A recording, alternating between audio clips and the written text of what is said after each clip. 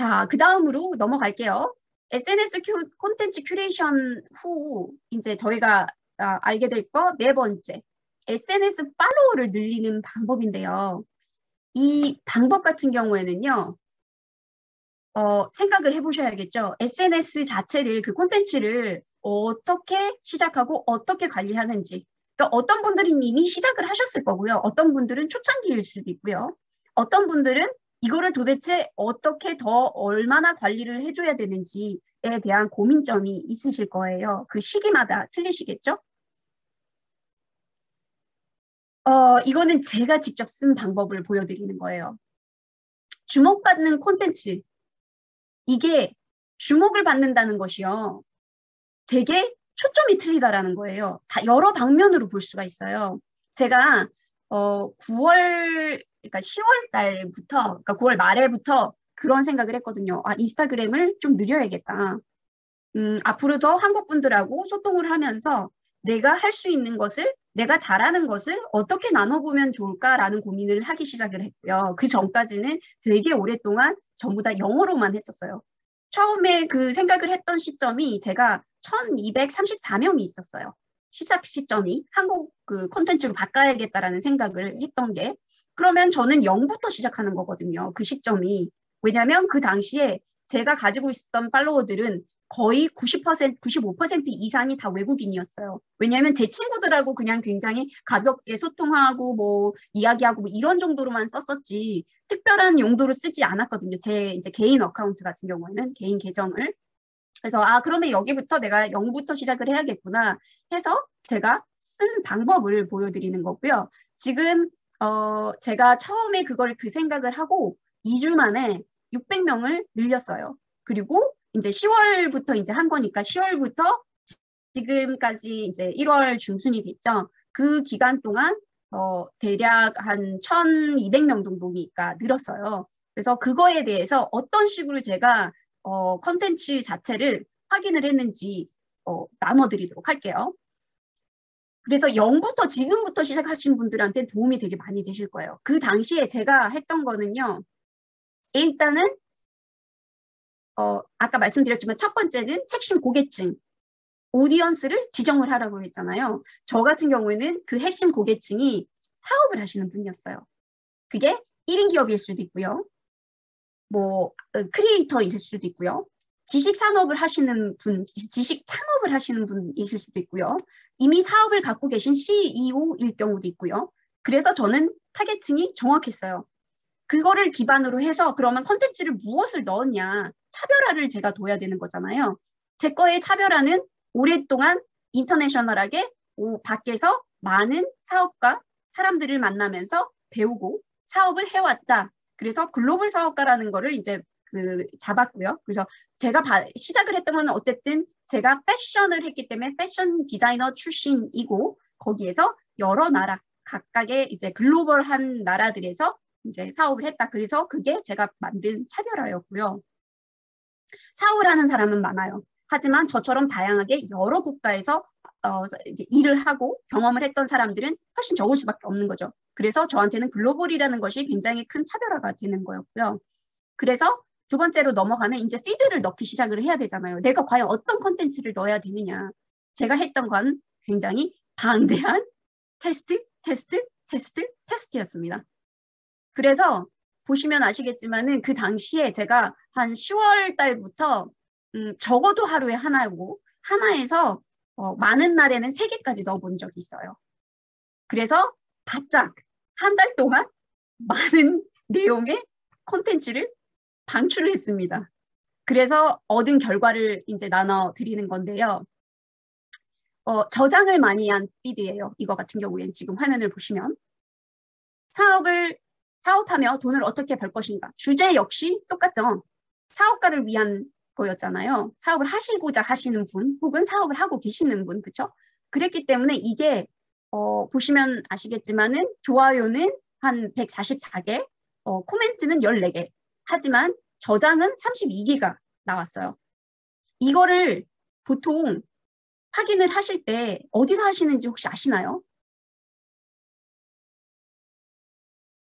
네, 그러면은 아신다니까 이거는 그냥 넘어가도록 할게요. 모르시면은 밑에다가 적어주세요. 일단은 이 표를 보는 방법부터 설명을 하고 또 하도록 할게요. 이거 같은 경우에는 표를, 모르시는 분도 계시군요. 그러면은, 잠시만요. 제가 앱을 연결을 해서 한번.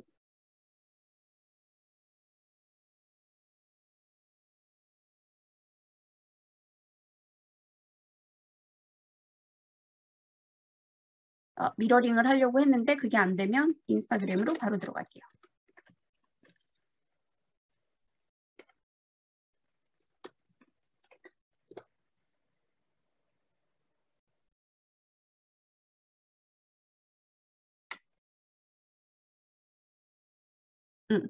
보면은 그걸로 이거죠. 이걸로 들어가 보도록 할게요.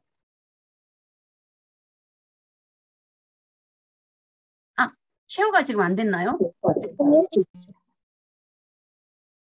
되고 있습니다. 되고 있나요? 네.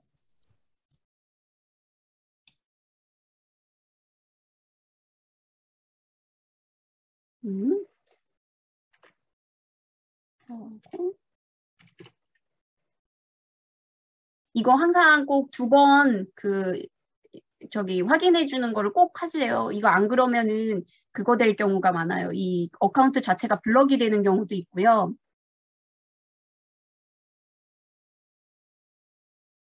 그래서 반드시 이거 이제 보완하는 거 잘 하시길 바래요. 자, 여기로 들어가면 아까 여기 있었죠? 이쪽에 들어가면요. 여기 보면 여기 보이세요? 오른쪽에 글 아래쪽하고 좋아요 바로 위에 보면 뷰 인사이트 나오죠. 그 뷰 인사이트로 들어가시면 됩니다. 그러면 이게 떠요. 이 자료들이 굉장히 알짜배기 정보들이에요. 이거를 정말 많이 보셔야 돼요. 인터랙션하고 나오죠. 여기에는 만약에 이 의미가 뭐냐면 내 거를 보고 뭔가 행동을 취했다는 게 이제 20명이 행동을 취했다는 얘기예요. 근데 이 행동을 어디로 취하느냐? 이 앱으로 들어와가지고 그걸로 들어왔다는 얘기예요. 프로파일로 어카운트로 다시 한번 들어왔다라는 얘기예요. 그러니까 20명이. 그리고 밑으로 내려가면 이제 디스커버 나오잖아요. 639명한테 다였어요, 이게. 그리고면서 이제 보면 뭐 홈에서 왔고 프로파일에서 왔고 해시태그에서 왔고 그리고 이제 다른 거에서 왔고 이런 부분이 있는데 이 밑으로는 안 내려가지네요.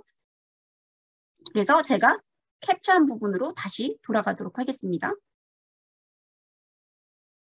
그 캡처한 부분을 보여드리면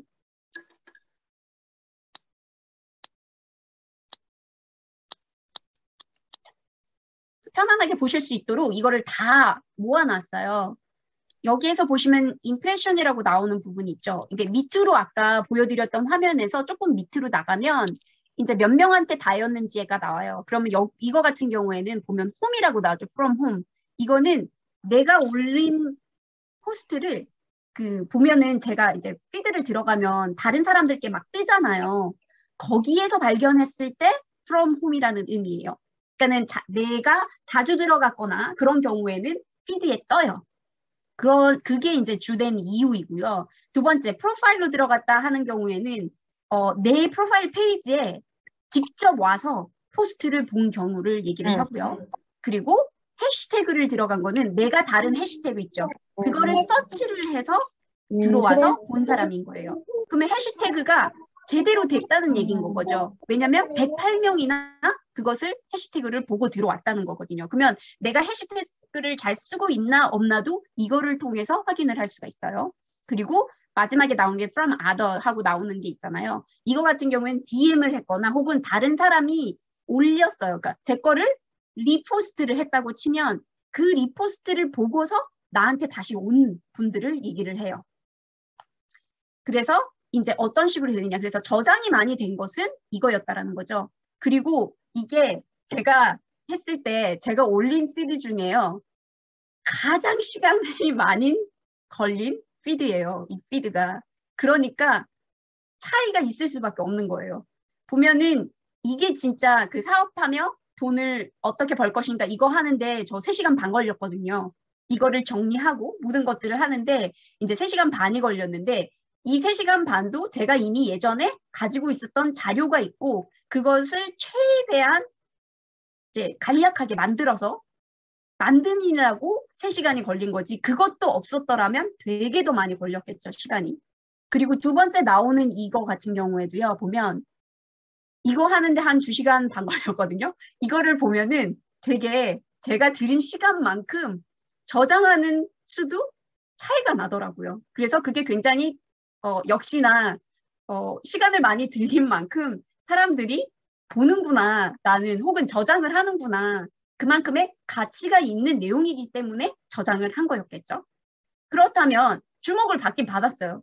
그랬는데 또 좋아요를 많이 해준 것들이 있겠죠. 이건 또 다른 포인트인 거예요. 이거를 지난 6개월 동으로 잡아서 가장 많이 좋아요를 받은 거를 볼 수가 있어요. 이거 같은 경우에. 이것도 이제 기본 파일에서 제가 나중에 들어가서 또 다시 보여드릴게요. 어디서 볼 수 있는지 이 정보들을. 이거 같은 경우는요.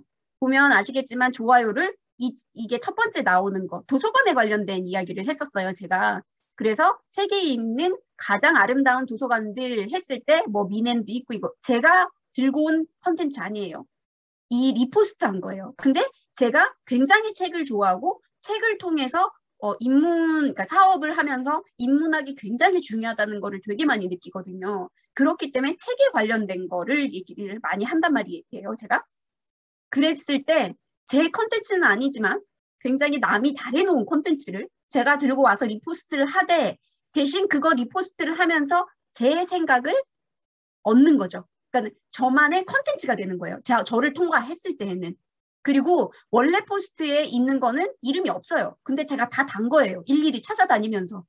그래서 첫 번째 건 어디고 두 번째 건 제 스스로 이거를 변경을 해서 다시 컨텐츠화 만드는 거예요. 그랬을 경우에 이제 사람들이 제일 많이 좋아요를 했던 게 313명이고 근데 생각을 해보세요. 제가 가지고 있는 전체적인 그 팔로워들이 결코 높지 않아요. 저는 지금 한 이제 2,300명쯤 된다고 보시면 되는데 2,300명 중에 300명 넘어서가 좋아요를 했다는 건 그 퍼센티지가 얼마나 나한테 연관성을 느끼느냐. 이게 정말 찐 팔로워들한테 내가 그분들한테 좋은 가치를 전해줬느냐 못했느냐의 어떤 척도가 될 수 있다라는 거죠.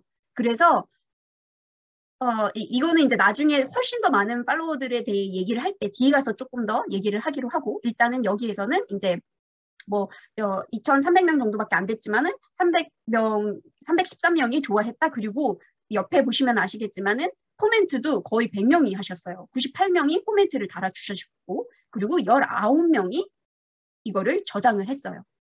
그리고 이제 그 다음번 내용들은 이제 뭐 좋아요가 몇 개고 이제 앞에서 나온 정보랑 조금 이제 같이 되기도 하고 이제 이 포스트를 통해서 누가 나한테 유입이 됐느냐 봤을 때는 23명이 오셨고 나를 팔로우한 사람이 2명인 거예요. 이 포스트 하나로.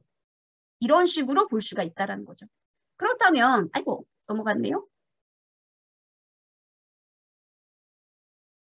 또 다른 포스트가 어떤 주목을 받는다는 것이 이게 어떤 식으로 많이 가장 도달을 했느냐 보는 건데요. 이거는 리치라는 것이 누가 많이 받느냐예요. 어떤 행동을 취하든 안 취하든 하고 상관없이 누가 한 번이라도 그거를 내 거를 멈춰서 봤다는 거예요. 3초 이상.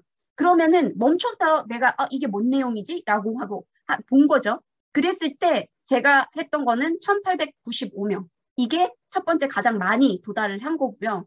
두 번째 포스트가 1,126명, 그리고 나서 뭐 1,000명 이런 식으로 내려오기 시작하죠. 그렇게 되면은 보시면 아시겠지만 제가 이 오징어 게임에 관련된 컨텐츠를 올렸을 때 오징어 게임이 이제 그 넷플릭스에서 1위를 한 90개국에서 1위를 했다는 내용이 터지자마자 저는 그 컨텐츠를 갖고 온 거예요.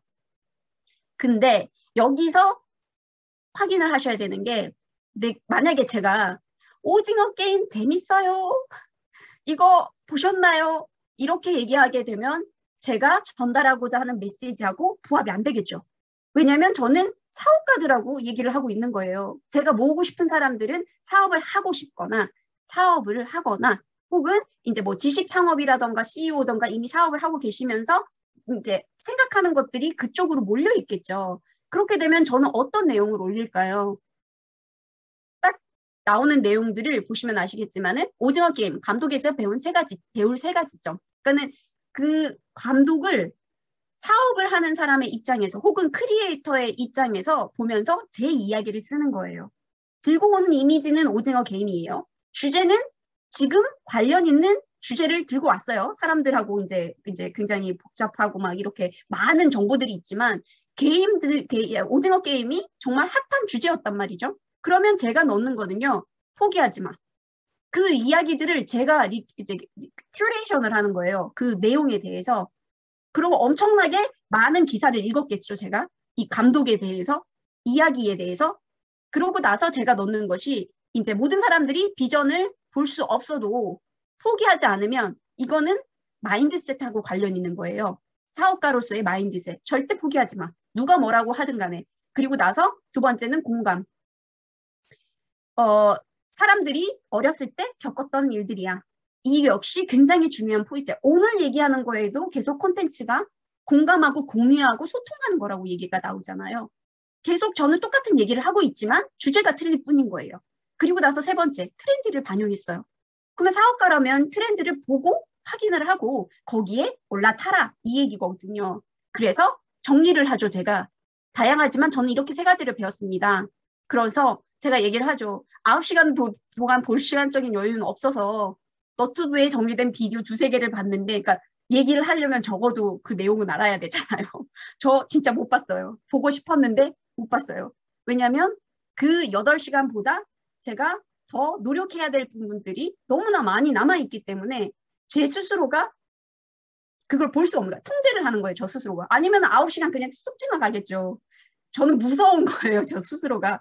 하나를 봤다? 그럼 분명히 9시간 쭉 갔을 거예요. 네. 그렇기 때문에 저는 스스로를 그냥 통제를 하면서 나중에 언젠가 내가 원하는 목표를 달성했을 때 그때는 선물로 주겠어. 내가 오징어 게임 볼만한 노력을 했어. 이게 딱 되는 거예요. 그러면 그때 볼 수 있는 거예요. 그 전까지는 난 안 볼 거야. 이렇게 되는 거죠.